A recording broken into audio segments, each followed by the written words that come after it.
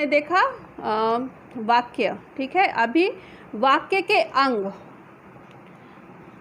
अभी हम करेंगे वाक्य के अंग। वाक्य के कितने अंग होते हैं? 2 अंग होते हैं। कौन कौन से? उद्देश्य और विदेश्य।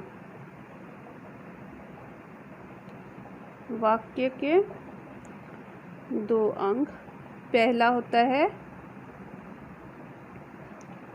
उद्देश्य और दूसरा होता है विधेय, ठीक है।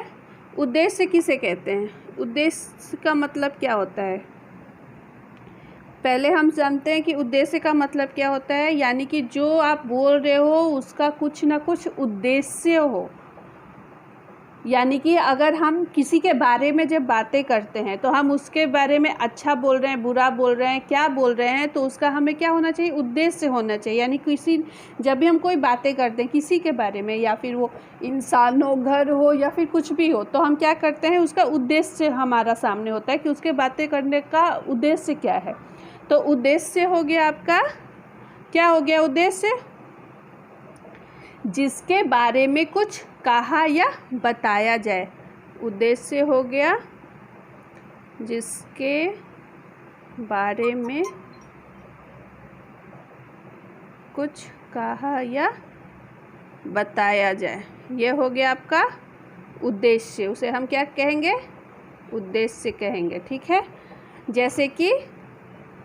जैसे भी ले लेते हैं हम, जैसे मधुमिता मधुर गाती है, या फिर शिवांग चित्र बनाता है। तो हमारा उद्देश्य इसमें कौन है? जिसके बारे में हम कुछ बातें कर रहे हैं। जैसे यहाँ पर मधुमिता और यहाँ पर शिवांग। तो मधुमिता क्या कर रही है? मधुर गा रही है, और शिवांग जो है वो चित्र बना रहा है। तो इसमें क्या हो गया? जिसमें हम कुछ बता रहे हैं, यानी कि हम मधुरिमा और शिवांग के बारे में बातें कर रहे हैं, उसके बारे में हम कुछ बता रहे हैं, तो वो हो गया उद्देश्य। और विधेय क्या हो गया? विधेय क्या हो गया? जिसके बारे में कुछ कहा जाए उसे विधेय कहते हैं। उद्देश्य, ठीक है। विधेय हो गया कि उद्देश्य के बारे में कुछ कहा जाए।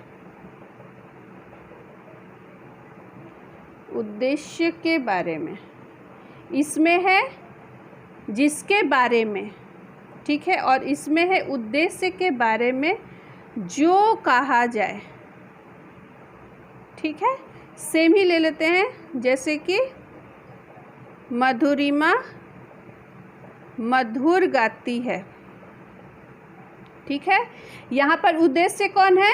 मधुरिमा। और हम मधुरिमा के बारे में क्या बातें कर रहे हैं? कि वो मधुर गाती है। तो ये हमारा क्या हो गया? विधेय हो गया। और मधुरिमा क्या हो गई? उद्देश्य हो गई, ठीक है। तो उद्देश्य के बारे में, विधेय में होता है कि हम उद्देश्य के बारे में जो कहते हैं वो, जैसे कि सूरज पूरब से निकला, तो यहाँ पर विधेय क्या हो गया?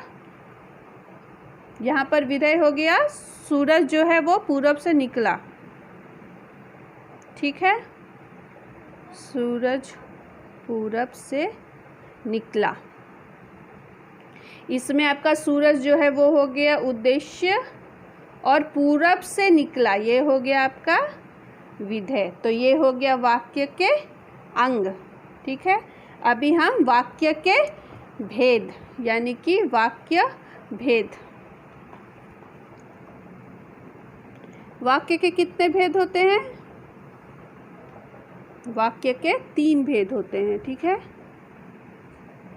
3 भेद। रचना के आधार पर वाक्य के 3 भेद होते हैं, ओके। यहाँ पे है रचना के आधार पर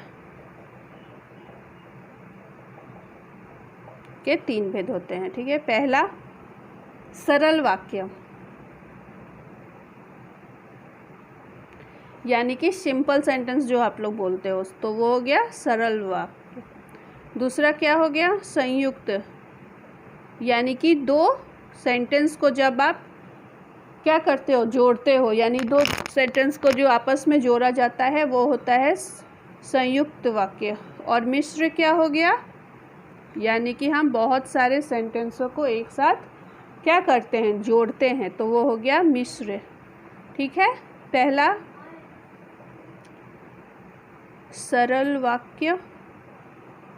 सरल वाक्य क्या है, सरल वाक्य वो स्वतंत्र उपवाक्य है जिसमें कर्ता, कर्म, पूरक, क्रिया विशेषण और क्रिया में कुछ ना कुछ क्या होता है, कुछ ना कुछ सभी घटकों का योग हो। यानी कि यहाँ पर आपका कर्ता भी हो सकता है, कर्म, पूरक, ये सब क्या होता है, आते ही आते हैं, तो उसे हम क्या बोलते हैं, सरल वाक्य बोलते हैं। ठीक है। सरल वाक्य क्या है, सिंपल सेंटेंस। जैसे कि इसको हम लिख सकते हैं, जैसे कि जिसमें कर्ता, कर्म, पूरक और क्रिया विशेषण, ठीक है, क्रिया विशेषण और क्रिया में कुछ ना कुछ क्या हो, घटक हो, यानी कि शामिल होता है। ठीक है, घटकों का योग हो, यानी कि कुछ ना कुछ होना ही चाहिए, योग हो। ठीक है। जैसे लिख लो, आयुष पढ़ रहा है, ये एक सिंपल सेंटेंस है। क्या है, सरल वाक्य। आयुष पढ़ रहा है। दूसरा आप ले लो, आयुष पुस्तक पढ़ रहा है। दूसरा आप क्या ले सकते हो, आयुष पुस्तक पढ़ रहा है। या आप तीसरा ले सकते हो कि आयुष का बड़ा भाई चलचित्र यानी कि टीवी देख रहा है। यहाँ पर आपका सिर्फ कर्ता है और कर्म है। यहाँ पर क्या है, कर्ता है, कर्म भी है और क्रिया भी है जो वाक्य को पूरा कर रहा है। यहाँ पर आयुष भी है, उसका बड़ा भाई भी है, टीवी देख रहा है, यानी कि कर्म कर रहा है। क्या कर्म कर रहा है, टीवी देख रहा है। ठीक है। यहाँ पर जो उक्त वाक्य में है उसमें एक ही क्रिया है। क्रिया कितनी है, एक है क्रिया। ठीक है, क्रिया कितनी है, एक है, पढ़ रहा है, जा रहा है या फिर देख रहा है, इसमें क्रिया एक ही है। यानी कि यहाँ पर आपका कर्ता और क्रिया है और आयुष पत्र पढ़ रहा है में आपका कर्ता, कर्म और क्रिया तीनों है। तो ये क्या हो गया, सरल वाक्य हो गया, जिसमें कि आपका जो क्रिया होता है यानी जो आप कार्य करते हो वो सिर्फ एक ही होता है। तो ये हो गया आपका सरल वाक्य।